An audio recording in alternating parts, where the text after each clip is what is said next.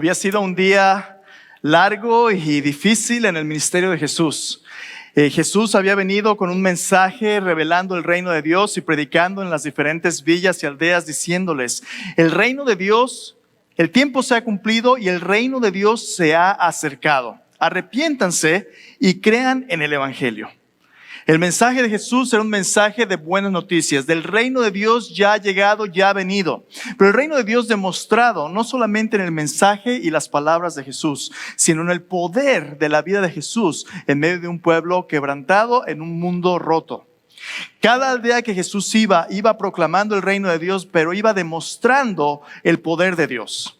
Jesús tenía el poder de hacer que los ciegos vieran, los sordos oyeran, los pobres recibieran las noticias de que de ellos era el reino de los cielos. Aquellos que estaban en conflicto emocional o espiritual eran liberados a una nueva vida y una nueva oportunidad. Mujeres que habían vivido en diferentes relaciones en adulterio encontraban ahora en Jesús una razón por la cual vivir y un valor y una dignidad personal que nadie nunca les había dado. Jesús demostraba el poder de Dios para salvación a todo aquel que estaba dispuesto a confiar en Él. Y después de ese día de tanto trabajo, después de ese día de ir de aquí para allá y de traer libertad física, emocional, espiritual a las personas en necesidad, Jesús se aparta con sus discípulos y les dice: vayan al otro lado del lago, allí yo los voy a encontrar. Algunos de sus discípulos eran pescadores, eran hombres expertos en el lago, eran hombres expertos en la pesca. No había problema, subieron en la barca y comenzaron a remar hacia el otro lado. Pero mientras iban remando y contemplando este atardecer, empezó a haber problemas. Empieza el viento a soplar y empieza a haber una tormenta que amenaza su vida y amenaza con voltear el bote y ahogarlos a todos. Y empiezan a esforzarse y empiezan a trabajar y en sus mentes empiezan a pensar: ¿qué va a pasar con nosotros? Seguro que algunos de ellos tenían preguntas acerca de por qué Jesús les habría pedido que fueran en esa travesía, en ese viaje. Pero Jesús nos pidió. Jesús nos dijo que Él nos había mandado que fuéramos al otro lado y allí nos iba a encontrar. Cuando tú y yo nos disponemos a hacer la obra de Dios, quiero que sepas que va a haber oposición, va a haber dificultades, va a haber fuerzas físicas y espirituales que van a hacer lo posible para apartarte de Dios, para que no sigas en los caminos de Dios. A veces es la crítica, a veces es el desánimo, a veces es la persecución, pero va a haber una lucha espiritual para que tú no continúes en los caminos de Jesús. Y va a haber dudas, va a haber pruebas, pero no te equivoques, porque Jesús lo sabe.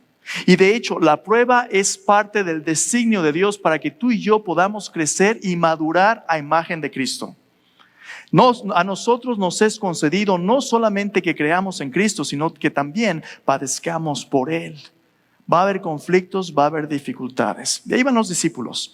Los discípulos van en la barca y ven las olas, ven el viento, escuchan la tempestad en medio del lago. En un momento, ellos voltean y ven entre las sombras, entre el ruido del viento, entre la tormenta, ven las sombras de alguien que viene a ellos sobre las olas del mar. Y en un momento de pánico, porque los discípulos, déjame decirte, ya tienen tiempo con Jesús, ya han visto el reino de Dios demostrado, ya han escuchado las palabras de Dios. La teología de los discípulos está tan refinada que lo primero que ellos piensan cuando ven esta sombra, cuando ven este ser caminando, es un fantasma. Un fantasma. ¿Un fantasma? Muchos de nosotros, cuando enfrentamos conflictos y dificultades, decimos que seguimos a Jesús, decimos que tenemos fe, pero cuando enfrentamos cosas que no podemos explicar, algunos nos vemos al pensamiento mágico religioso, nos vemos a lo sobrenatural. ¿Sabes que nuestra cultura hispana tiene una larga historia de coqueteo con el mundo espiritual? Las limpias. ¿Qué limpias son esas, señores? Es una embarrada espiritual que no te la vas a acabar. Las curanderas, el mal de ojo, el huevo, todo, las famosas sobadas, ¿verdad? Ve para que te soben porque se te cayó la mollera. Tienen que levantarte la mollera para que los espíritus, todo ese tipo de cosas. Es parte del pensamiento del espiritismo, del espiritualismo, de una cultura que no tiene una relación personal con Dios, de personas que están a la merced de influencias, de fuerzas y de espíritus, que para que no te hagan el mal de ojo, más vale que pongas tu plantita de ruda ahí en la entrada, ¿verdad? Cuélgate tu coronita de ajos o ponte una herradura. Ahí en tu cajón del dinero ponle un imán para que te atraiga la buena suerte. Cárgate tu patita de conejo. Todo eso, los talismanes, todo eso es la gente que piensa en su teología. Es un fantasma. Las ánimas benditas del purgatorio, ¿verdad? Pensamiento mágico religioso. Y en medio de la tormenta, mucha gente se vuelve a esas influencias sin saber que las puertas que están tocando se van a abrir. Y que del otro lado, en el mundo espiritual, hay una batalla donde Satanás y sus demonios, como el anzuelo que se avienta para que los peces muerdan la carnada, así es Satanás, buscando engancharte para destruirte. Pero en medio de la tormenta hay una voz. Hay una voz que habla con los discípulos y les dice: yo soy, no teman, yo soy el que soy. Yo soy, no tengas miedo. Y en la penumbra empiezan a reconocer que aunque este personaje viene andando sobre las aguas, este personaje es el mismo Jesús que les mandó a ir al otro lado del río. Y en un momento de lucidez y confusión al mismo tiempo, Pedro, el más bravo de los 12, como siempre, su boca va más deprisa de lo que sus pies van, le dice: Señor, si eres tú, manda, Señor, manda que yo venga a ti sobre las aguas. Yo me imagino a Jesús diciendo: ay, Pedro, pues bueno. Digo, Jesús le haber sonreído un poquito y dijo: pues Pedro, éntrale. Si quieres entrarle, éntrale. Y en un momento increíble de fe, Pedro, puesto sus ojos en Jesús, se levanta de la barca que está a punto de tambalearse, pone sus pies sobre el agua y es capaz de entrar en una dimensión donde nadie jamás ha pisado. Es capaz de unirse a la vida espiritual y al poder que solamente Dios tiene, que en los salmos describen: Dios, Jehová, Él es el que monta sobre las nubes, el que camina sobre las olas del mar. El Dios de la Biblia es un Dios que camina sobre las tormentas y tiene poder absoluto sobre la creación, sobre las personas, sobre todo. Y por un momento Pedro se une a Jesús en lo imposible. Por unos segundos él experimenta la vida de Dios. El mismo apóstol Pedro, años más tarde, diría lo siguiente en su carta en 2 de Pedro: todas las cosas que pertenecen a la vida y a la piedad nos han sido dadas por su divino poder, para que pudiéramos gustar la naturaleza divina. ¿Qué significa ser hecho a imagen del Cristo vivo? Por un momento Pedro está caminando sobre las aguas y disfruta el poder incomparable del Rey de Reyes y Señor de Señores. Pero en un momento de distracción, porque la batalla no se para, la tormenta sigue rugiendo. En un momento de distracción, Pedro quita sus ojos de Jesús y empieza a ver la tormenta alrededor, empieza a ver las olas, oír su sonido. Y al quitar los ojos de Jesús, Pedro se hunde como una roca en el fondo del mar. Pero al irse hundiendo, Pedro grita: Señor, sálvame, Señor, sálvame, Señor, sálvame. Y Jesús extiende su mano rápidamente, lo toma y sonriendo seguro le dice: hombre de poca fe, ¿por qué dudaste, Pedro? No te equivoques. Poca fe es mejor que ninguna. Poca fe es todo lo que Dios pide para que tú y yo nos unamos a Él y podamos ver lo que Dios puede hacer a pesar de las dificultades. Porque cuando Dios te invita a unirse a su obra y tú decides seguirle, va a haber oposición, va a haber dificultades, pero Dios utiliza las dificultades para su gloria y para que tú y yo maduremos en nuestro carácter. Jesús rescata a Pedro, suben ambos a la barca y los discípulos dicen: ¿quién es este que aún el viento y los mares le obedecen? ¿Quién es este Jesús? ¿Quién es este Dios que te invita a ti y a mí a restaurar su testimonio? ¿Quién es este Dios que te invita a adorarle, que te invita a obedecer su palabra, que te invita a compartirla con otros?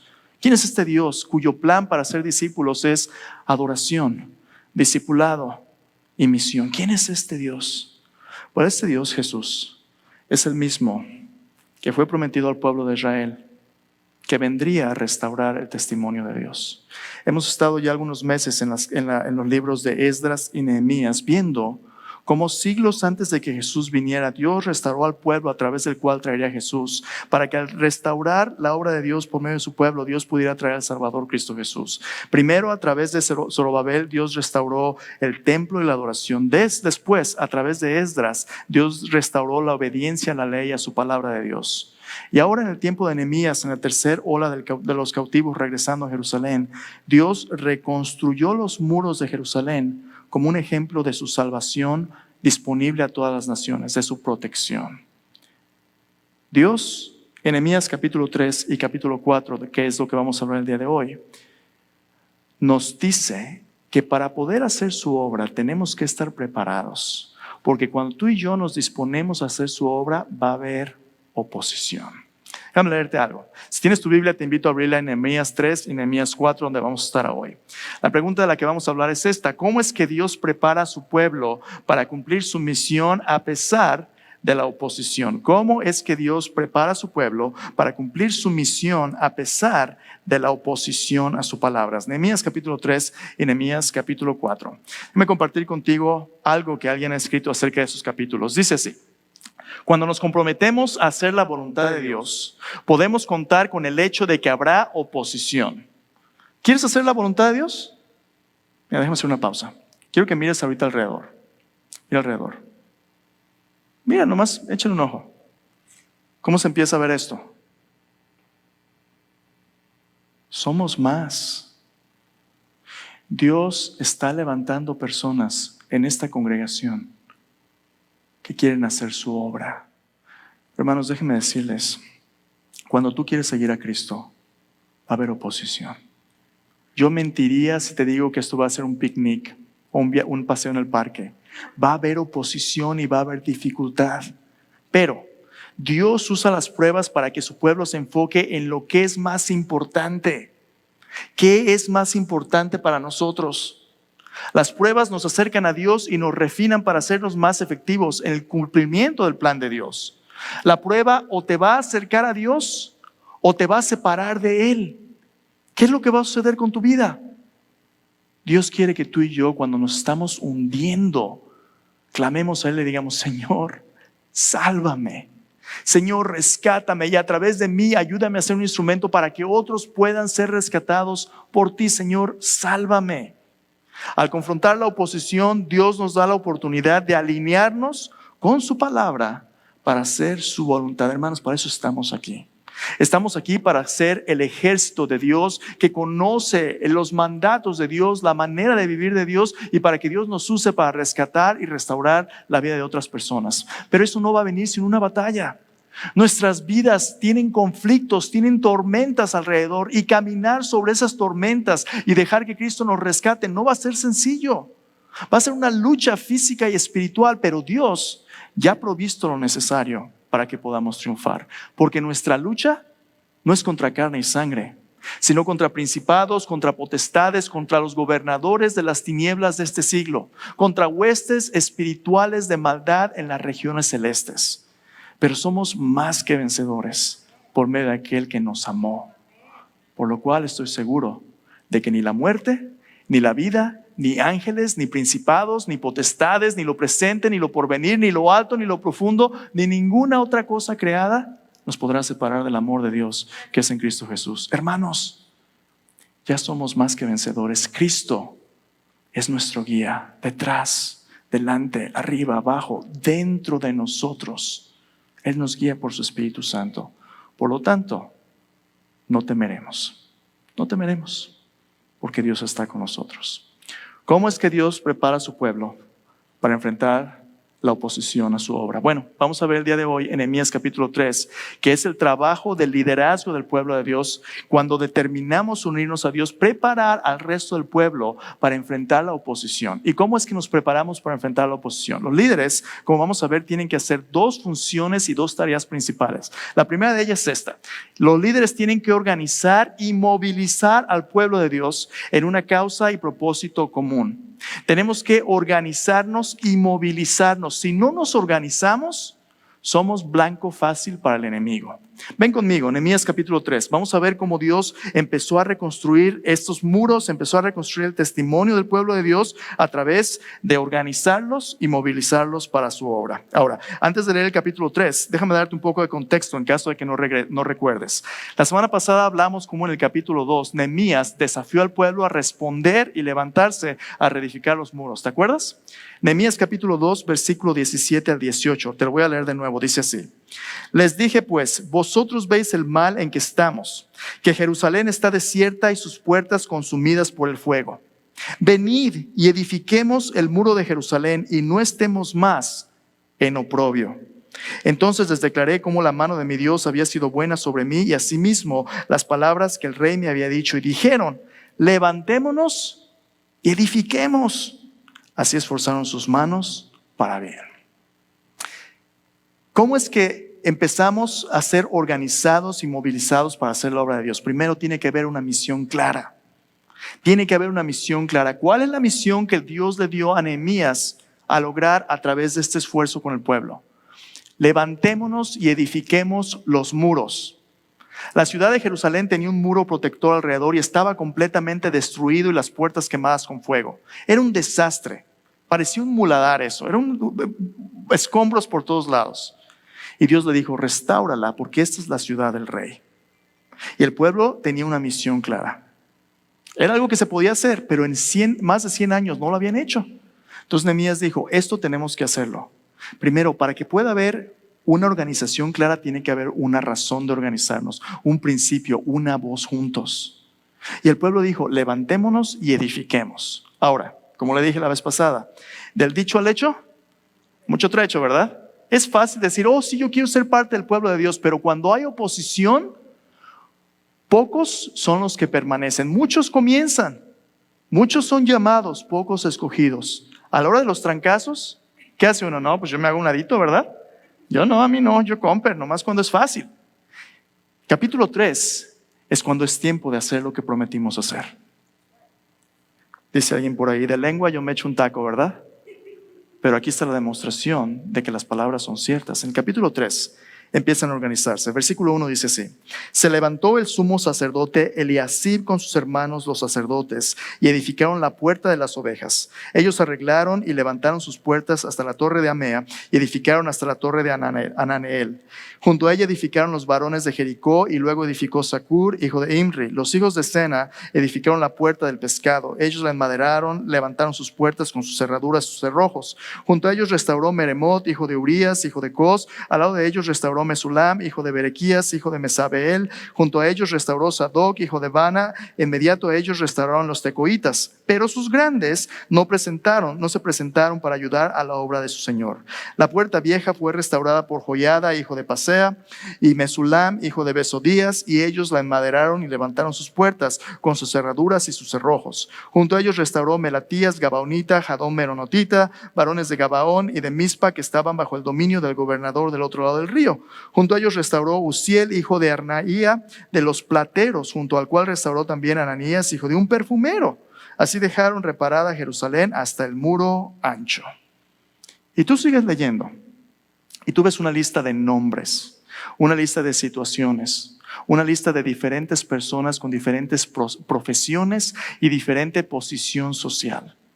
Una diversidad increíble, pero unidos con un propósito: reedificar. En esta lista, ¿qué tan similar será un albañil a un perfumero? Bastante diferente, ¿verdad? Es como un mecánico y un abogado, bastante diferente. Pero ambos tenían un mismo propósito: vamos a reedificar y restaurar. Hay algo hermoso en esta historia. Si tú lees esta lista, se pierde el detalle de cómo empezaron a reedificar. Pero cuando tú ves un mapa, lo vas a ver allá arriba también. Cuando tú ves un mapa, empiezas a darte cuenta cuáles son las prioridades. Guys, can we please play the map up there? Thank you so much. Cuando tú ves el mapa de cómo reedificaron, aquí en la parte superior derecha, ¿la ves aquí arriba? Esta puerta es la puerta de las ovejas. La puerta de las ovejas, aquí, en esta parte. ¿Por qué crees que se llamaba la puerta de las ovejas? Porque por ahí entraban las ovejas. ¿Las ovejas de qué? Las ovejas para los sacrificios en el templo. El templo estaba justamente aquí. El pueblo empezó a reedificar los muros, enfatizando que su primera prioridad era proteger y restaurar el testimonio de Dios viviendo en medio de ellos. Ellos comenzaron a reedificar primero, la presencia de Dios en medio de su pueblo. Y el pueblo empezó a organizarse alrededor su economía, la puerta del pescado, de ahí venía y traía el pescado del mar Mediterráneo, la puerta de las ovejas, la puerta de los panaderos, todo eso empezó a organizarse alrededor de la vida de Dios en medio de ellos. Interesante, esta es la puerta de las ovejas, esta de aquí es la puerta de, ¿dónde está? La puerta del muladar. Aquí es donde salía toda la basura y toda la suciedad de la ciudad para quemarla en el valle del hijo de Hinnom de este lado. Dios, la prioridad número uno, y aún incluso aquellas cosas como la basura, lejos de la presencia de Dios, organizado alrededor de la presencia de Dios. Qué increíble, ¿no? Y la gente empezó a responder al llamado de Dios, pero no todos. ¿Te fijaste? Hubo algunos ahí en el capítulo 3, te lo leí en el versículo ¿dónde está? Los tecoitas. Sí, el versículo 4. Dice, al lado de ellos restauró Mesulam, hijo de Berequías, hijo de Mesabel. Junto a ellos restauró Sadoc. No, ese no es. ¿Dónde está? 5. Inmediato ellos restauraron los tecoitas, pero sus grandes no se presentaron para ayudar a la obra de su Señor. Hay personas en este pueblo que tienen los recursos, pero no están dispuestos a entregárselos a Dios. ¿Te recuerdas que la semana pasada compartí contigo que si Dios te ha dado recursos son primero para bendecirte? Dios quiere bendecirte a ti, tu familia, los tuyos. Dios quiere que tu vida sea bendecida, pero Dios quiere darte también para que tú seas de bendición a otros. En el momento en que tú te enfocas solamente en tu bendición, pierdes la oportunidad de ser usado por Dios. Dios nos ha llamado a ser un pueblo de bendición para bendecir a otros. Y había personas que temían la bendición de Dios, su posición, pero no estaban dispuestos a entregárselos a Dios. ¿Sabes por qué?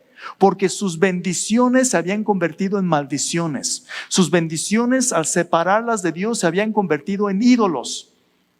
Dios nos da bendiciones, pero cada bendición, cuando se separa de Dios, se convierte en un ídolo y se convierte en maldición. Cosas buenas pueden convertirse en ídolos, como ¿qué? Tu familia, tu trabajo, tu cuerpo, todo lo que Dios te da. Si lo separas de Dios y reconocer que Él es quien te da la bendición, se puede convertir en un ídolo. Mira el trabajo. Cuando el trabajo se convierte en el enfoque principal de su vida, puede ser un hombre o una mujer chambeadora. Trabajas duro y le echas ganas. Pero cuando Dios te pide que le dediques tiempo a Él, ¿qué le dices? Yo no puedo. ¿Por qué? Porque estoy bien ocupado. ¿Con qué? Con mi trabajo. ¿Sabes qué es lo que Dios va a hacer? Dios es un Dios celoso. Dios no te va a compartir con un ídolo. Cuando una bendición se convierte en un ídolo, Dios te lo va a quitar. Dios te lo va a quitar para que reconozcas qué es lo que Dios te da. En el Nuevo Testamento hay una historia de Jesús que la cuenta. Viene un hombre con Jesús y le dice, Señor, manda a mi hermano que parta conmigo la herencia. Mi papá se murió y nos dejó una lana. Dile a mi hermano que mitas, ¿no? Que se moche. Y Jesús les dice, hombre, ¿quién me puso a mí como juez y partidor? Déjame decirte cómo son las cosas. Había un hombre, su hacienda había producido mucho.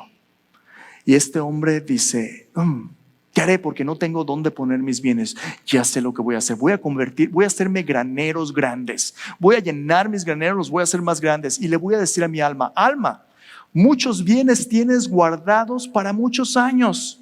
Anda, come, bebe, regocíjate. Y Jesús le dice, necio. ¿No sabes que esta noche vienen a pedirte tu alma y lo que has provisto, de quién será? Tú y yo hemos sido confiados con dones, con talentos, con tesoros que le pertenecen a Dios, y Dios nos ha puesto como administradores de su gracia. En otra ocasión Jesús enseñó a sus discípulos cómo funciona el reino de Dios. Dice, cada siervo tiene diferente capacidad, pero no te equivoques, todos son mayordomos y todos son siervos. A algunos Jesús les da 5 talentos. Un talento son 34 kilos de un metal precioso, oro, plata o algo más. Un siervo, dice la parábola de los talentos, su amo le dio 5 talentos, una pequeña fortuna. Le dijo, ve, hace negocios, tráeme los intereses, tráeme la ganancia. A otro le dio 3 talentos y a otro le dio 1 talento. Y ahí van. El amo se va, después de mucho tiempo regresa y les pides cuentas.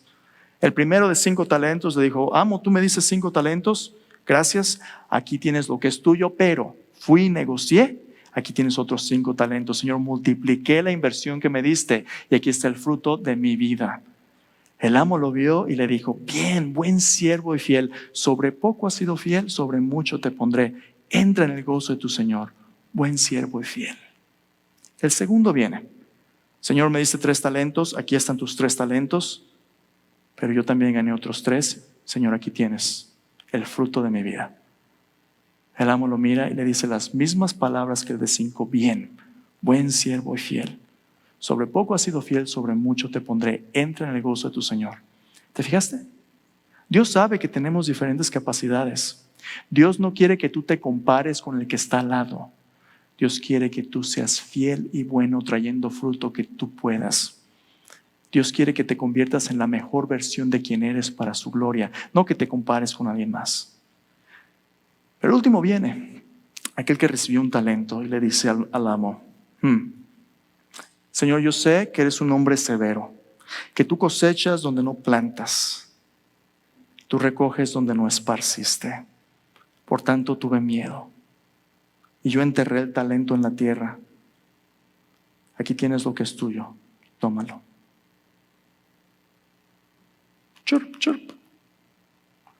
El amo le dice, siervo malo y negligente. Tú dices que tú sabías que era un hombre severo.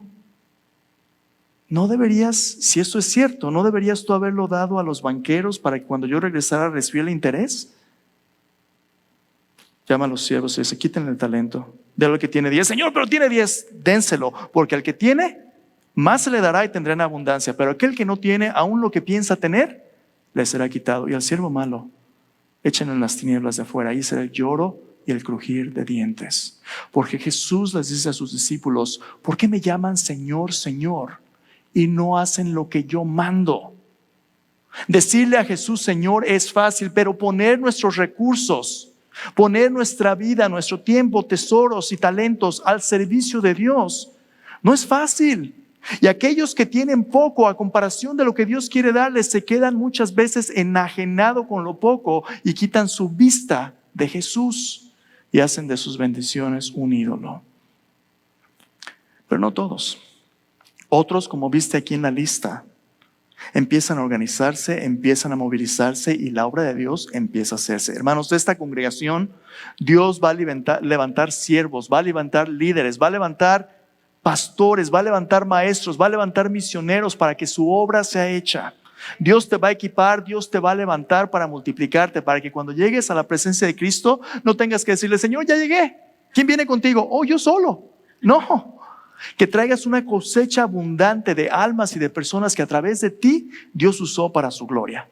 Dios te va a multiplicar y lo va a hacer a través del sacrificio de otros que se han dado a sí mismos para su obra. Pero tenemos que organizarnos y tenemos que movilizarnos para tener una sola causa y un solo propósito. Cuando los enemigos de Dios nos miran, ellos nos miran a lo mejor individualmente, ¿verdad? Satanás, sus demonios, el mundo, la carne, nos miran como este palito. ¿Qué puede ser un palito de diferencia para la obra de Dios? ¿Sabes qué hace el enemigo? Vez tras vez así nos trata. Nos rompe como si fuéramos de paja, ¿verdad? Porque cuando estamos solos, somos presa fácil. Pero la Biblia dice, mejores son 2 que 1, porque tienen mejor paga de su salario. Cordón de 3 dobleces no se rompe fácilmente. Y si 3 se convierten en 4, se convierten en 5, se convierten en 10, se convierten en 20 o 30 o 40, 30, 60, 100 por uno. No es tan fácil, ¿verdad? Porque amo mis rodillas, no te lo voy a demostrar. Y aunque tratara, no podría romper este. Cuando el pueblo de Dios se une y se organiza con un propósito común, Jesús dice, las puertas del Hades, del infierno, no prevalecen contra ella. Hermanos, todas las cosas que pertenecen a la vida y a la piedad nos han sido dadas por su divino poder, por medio del conocimiento de aquel que nos llamó por su gloria y excelencia. Nehemías, como buen líder sabio, los empieza a organizar y los moviliza para hacer la obra. Pero cuando tú quieres hacer la obra de Dios, va a haber oposiciones.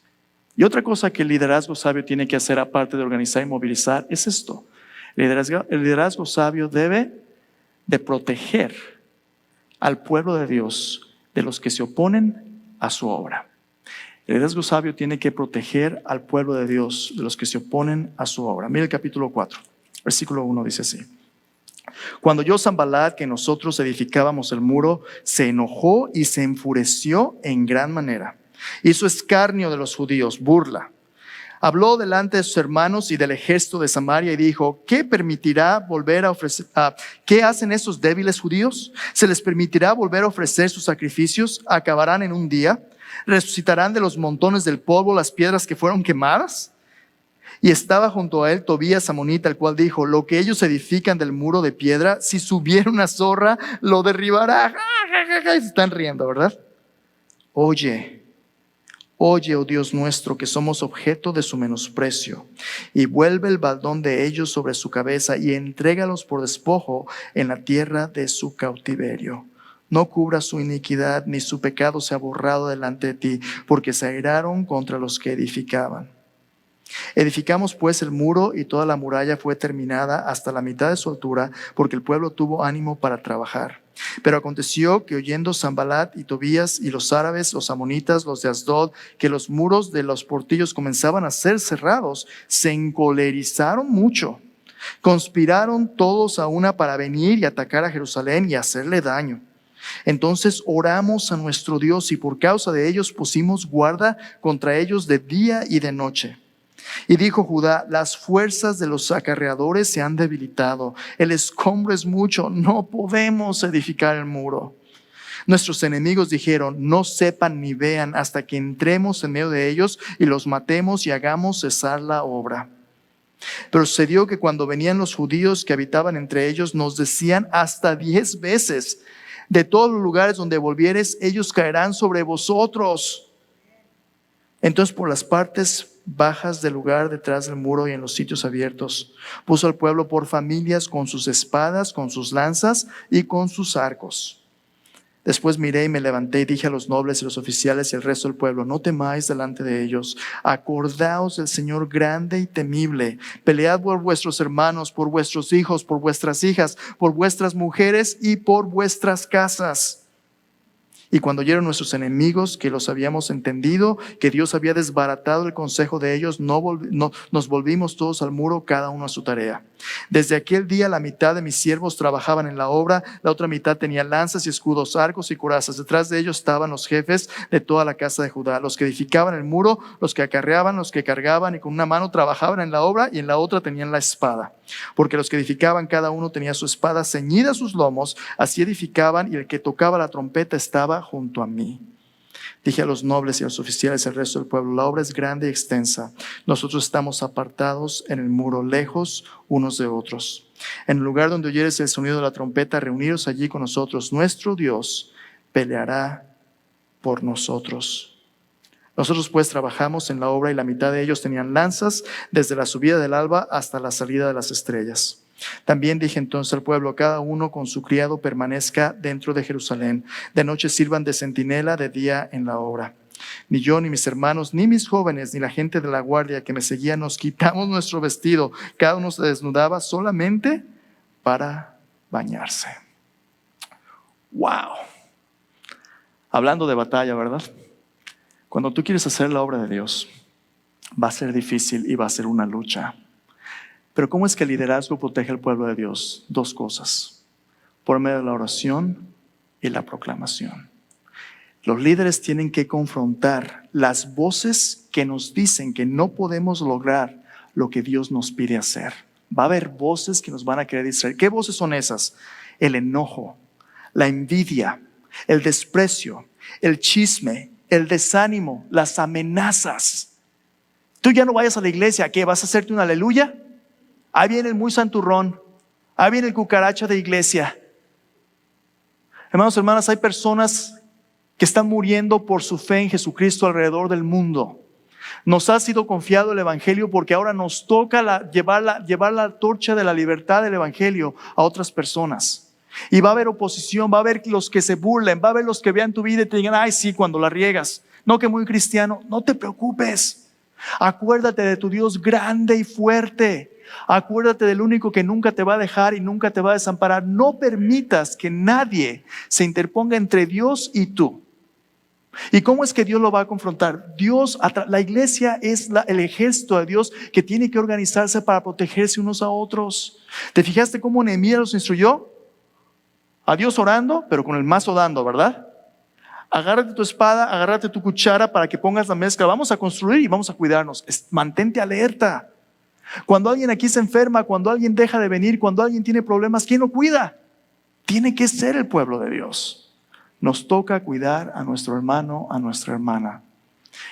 Pablo, en Hechos capítulo 20, se acercó a los ancianos de Éfeso y les dijo, hermanos, pongan atención y cuídense a ustedes mismos y al rebaño de Dios que él ganó por su propia sangre. Porque de en medio de ustedes se levantarán lobos rapaces vestidos de oveja, que no perdonarán el rebaño. Pónganse buzos. Esa última parte es paráfrasis López, ¿verdad? Les digo, pongan atención. Va a haber dificultad, va a haber oposición. Protéjanse. Voy a terminar con esto. Cuando el enemigo te dice que tú no puedes hacer lo que Dios te ha mandado hacer, tú no le hagas caso, porque Dios ya te ha mandado hacer lo que solamente Dios puede hacer. No dejes que el enemigo te diga lo que tú puedes o no puedes hacer, porque en Cristo somos más que vencedores por medio de aquel que nos amó. Así que si tú estás afirmándote en Cristo, levántate, porque tú vas a tener que cuidar de tu familia, de tus hijos, del legado del Evangelio que Dios te ha confiado. Y para eso el Señor ya te ha dado los recursos necesarios. Hoy vas a ir después del servicio o ya estuviste en la escuela dominical, no sé a qué hora vamos, pero si vas a nuestro edificio de adultos, es un desastre ahorita con las pintadas, se ve eso espantoso. Pero no te equivoques, porque el Señor está reconstruyendo y restaurando no solamente estos edificios, sino nuestras vidas. Lo que sucede afuera tiene que ser un reflejo de lo que sucede dentro. Y si Dios te trajo aquí, Dios te trajo porque cada día tú y yo nos vamos a parecer más a Jesús. Y eso es lo que Dios quiere hacer. Así restaura Dios su testimonio. Vamos a cerrar con esto. El temor mira alrededor y te dice por qué no puedes hacer lo que Dios te ha llamado a hacer. Esa es la tormenta. El temor te dice, tú no puedes. Pero la fe mira arriba y te dice por qué Dios puede hacer lo que tú y yo no podemos hacer. Solo Dios puede hacer lo que nos ha mandado hacer. Y si Cristo está contigo, entonces, ¿quién contra ti? Oremos.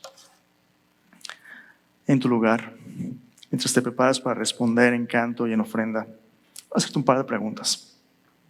Si hacer la obra de Dios requiere que cada uno de los miembros del pueblo de Dios se comprometa haciendo su parte en el cumplimiento de su misión, ¿qué estás haciendo tú en la reconstrucción del testimonio de Dios aquí en DFBC? Hermanos, Dios nos está preparando, Dios nos está multiplicando, pero pronto Dios te va a pedir que tú sirvas, dando un folleto, cantando, enseñando con los niños. Dios te va a pedir que tú sirvas. Así como esos hombres y mujeres reedificando el muro para testimonio a todos. ¿Qué estás haciendo? Si tú no le has querido dar al Señor de tu tiempo, talentos, tesoros, a lo mejor es un tiempo que tú le digas al Señor, Señor, perdóname.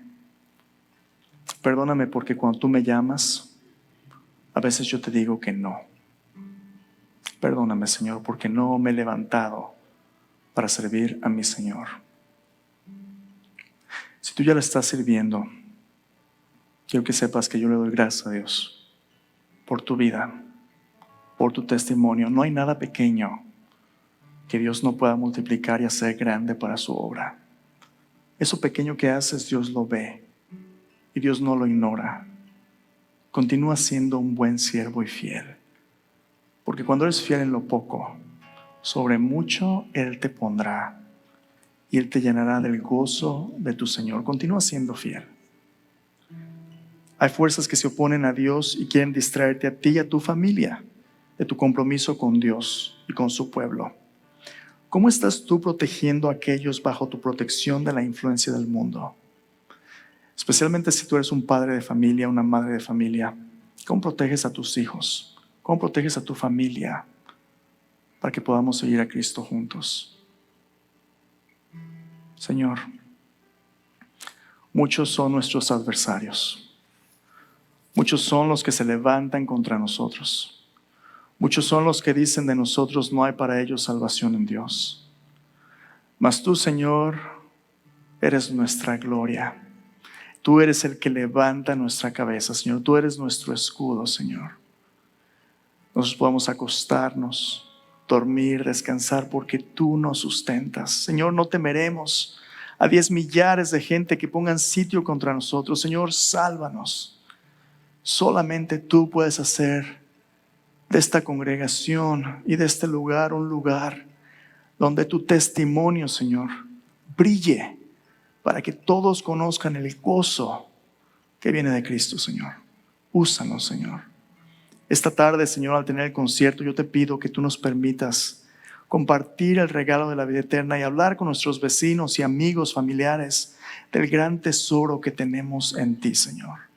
Señor, somos tuyos. Te adoramos, Señor. En el nombre de Jesús te buscamos con todo nuestro corazón. Amén y amén.